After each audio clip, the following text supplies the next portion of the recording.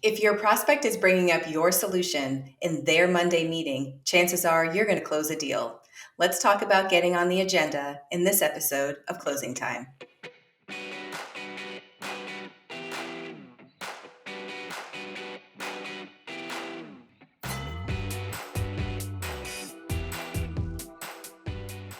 Thanks for tuning into Closing Time, the show for go-to-market leaders. I'm Val Riley, head of content and digital marketing at Insightly CRM. Today I'm joined by Hannah Ajikawo. She is CEO of Revenue Funnel and a go-to-market strategy consultant. Welcome to the show, Hannah. Hey, thanks for having me. Ready to have some fun. Awesome. I love the way you frame this because in my day job here at Insightly, we are both in the SaaS business and buyers of SaaS. So I know that your opening statement rings true, that if we're talking about buying a technology or a solution at our Monday meeting, chances are we're going to move forward with it. No, I definitely say that. And I think the aim for reps and for teams is to really figure out how do I make what I'm talking about the most important thing in the world of this prospective buyer. And it's not that it's easy, but it's definitely possible. And once we get to that stage, it's about managing and keeping that momentum up so that it's consistently on that agenda until they become a customer. Let's go through some tactics that you outlined to get a mention or even an agenda item at that all-important meeting. The first is simply asking your prospects, what are the biggest, most pressing issues for them right now?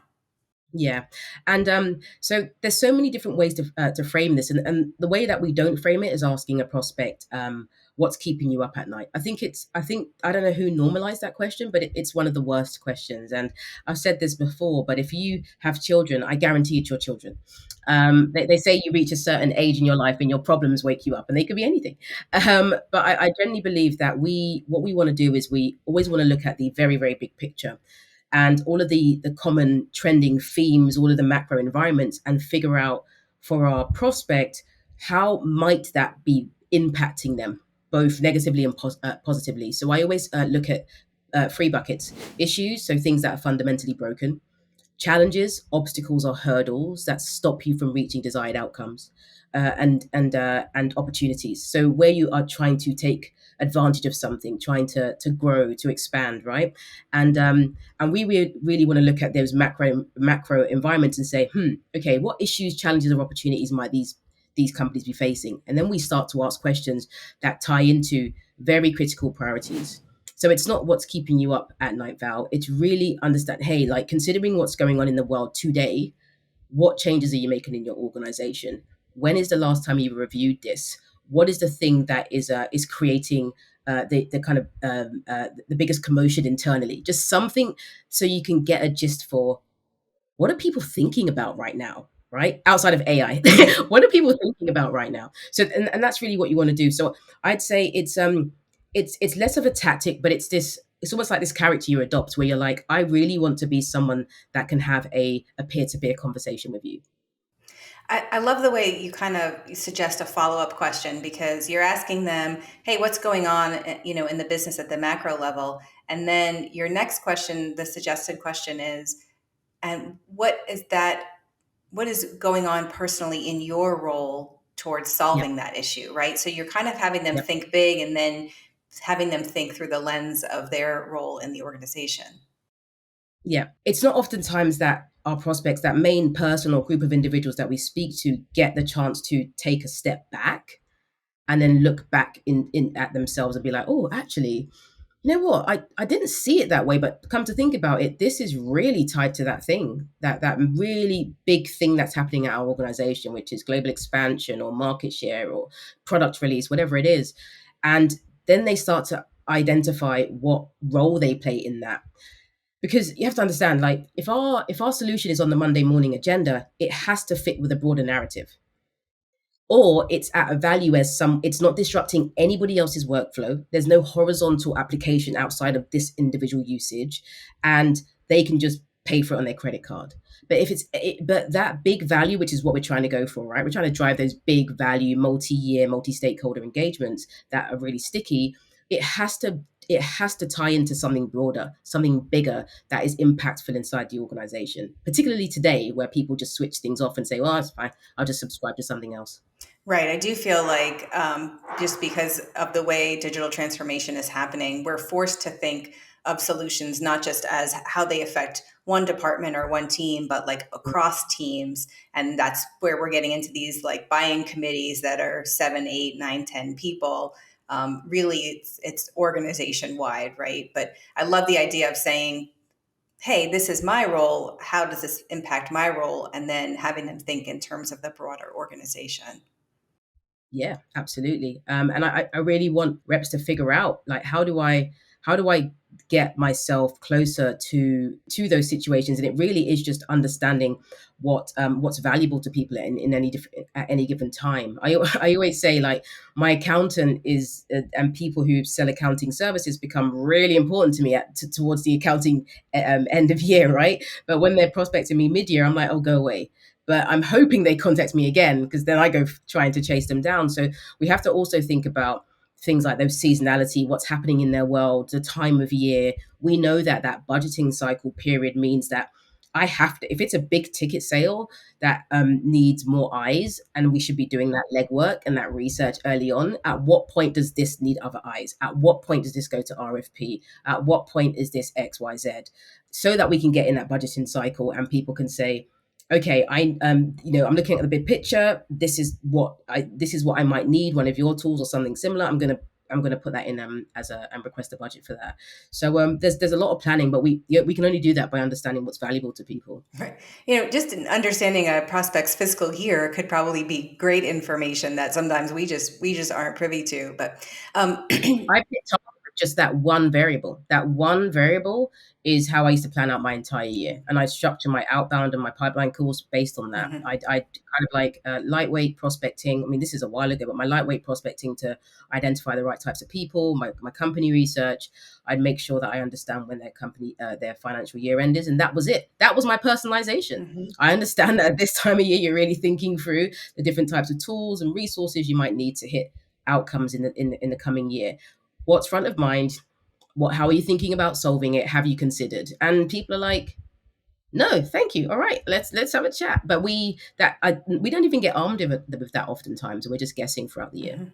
Mhm. So your next step, you say, is to become a trusted advisor on the topic that has been identified. If Mm, it's in your wheelhouse, great, right? Like that's where you want to be. yep, that's really where you want to be. Like that's like for me, that's the dream. I'm like, I want to, as quickly as possible, get rid of that identity of this salesperson. I know people say, oh, but we know it's sales. Yeah, we know. People are, I'm going to sell something to you and ideally make some money from it. But what you want to do is establish trust and credibility so early on with a prospect that they're like, I don't even see you like the others. I like you are the benchmark, and the others are like, what did they say? But what did Hannah say? What did they say? But what did Hannah say? Like that's the kind of reference point. I call it like creating a point of perspective. So for me, a sales rep is like someone that's coming in to do what's going to be best for them. And because of that, we have thousands of different data points that say people don't want to speak to us, right? And then we look at the trusted advisor, which is someone who a prospect can look at as a sounding board, someone who can actually advise, which is give me direction on the best course of action that's going to help me to achieve X, Y, and Z. You can't do that if you firstly don't know what direction they're going in. And you also can't do that if you don't know where they're at. So we really have to understand if I'm going to advise you on anything. I know people use the analogy of it being in a doctor's surgery, but it's always going to be like, when did this start? What have you done so far? What have you taken? What have you tried? How long has it been going on? And then where are you trying to get to? It's just, and that is the thing that starts to establish you as a trusted advisor. You are in a position of authority when it comes to the information that you can provide to someone. So you know a little bit more than them, or can at least shift their perspective. So tell me what you mean when you say being in the room without being in the room, because it sounds like that's part of that trusted advisor role. Mm. Yeah, that's a big part, and again, I we are not in the room for the majority of most sales engagements. It's just how it is. So there's a lot of learning, independent understanding that happens without us. And we have to sometimes play catch up. Okay, so what happened? Tell me what happened in that meeting. Tell me what they said. What's the email exchanges?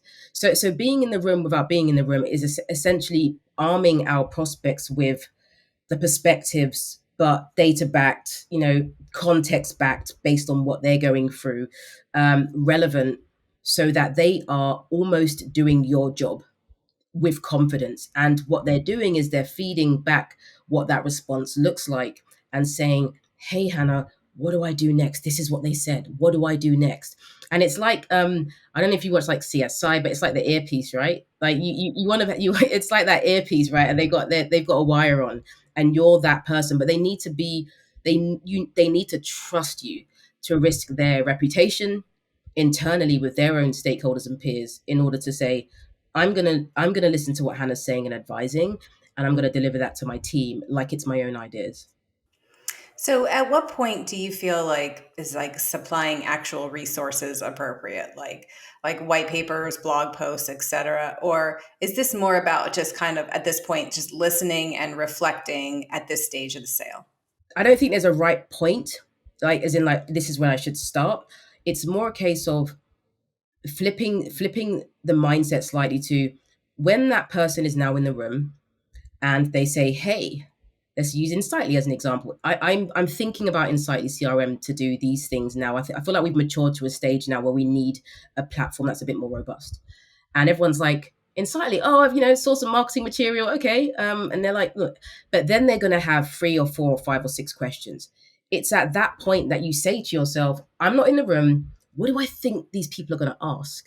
What do I think they're going to be thinking about? What challenges or kickbacks may they be?" Now, this isn't the battle card. The battle card is all right for some cool training, but this is really, how do I structure this information that makes this prospect think, "Oh my god, I'm not going to embarrass myself because I have no idea. I don't know. I'll come back to you." Yeah, okay, yeah. So, yep, this is what it does. This is how it's different from other platforms. This is why it's better.